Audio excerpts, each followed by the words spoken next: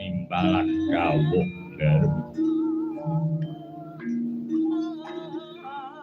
Rasaning manah kula sareng kula ora-arik kula taliti urip niki kejem. Urip niki wau kejem. Jernyatanipun padha-padha putra Mandura. Padha-padha putra Mandura. Kula timbanayot ban cindhe ban cilajan.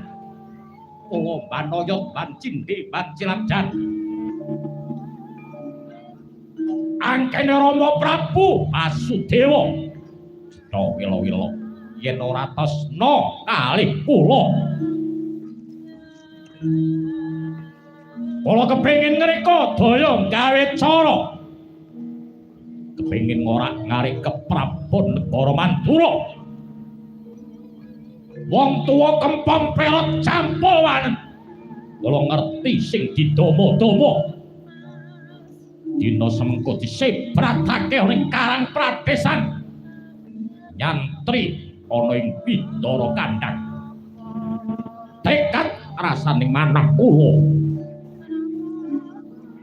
Tekad rasaning manah kula.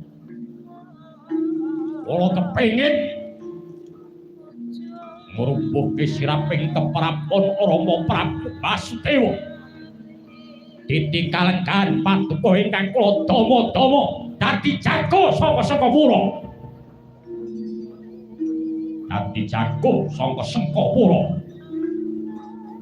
Pramila saking menika Mang Tata rasane ndika ngadepi pakaryan agung yen nganti ngabingi cotekon lak unte cakaing sirah jenengan.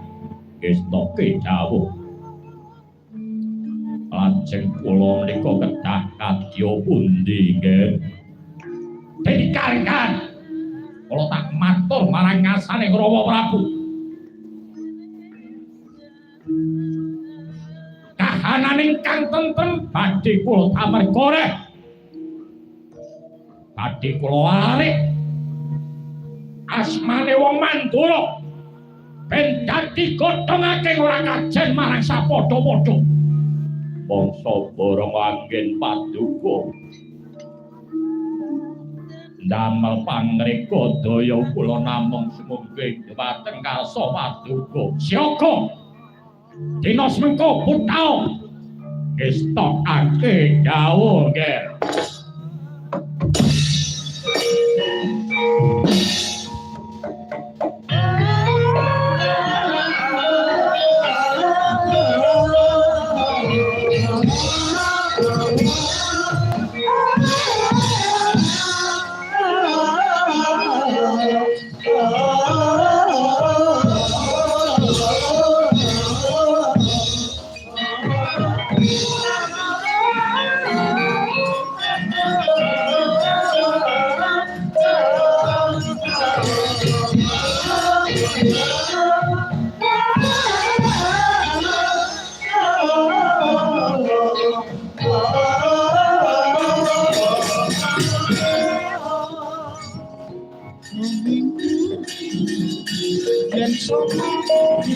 Dina Senin anggara Salasa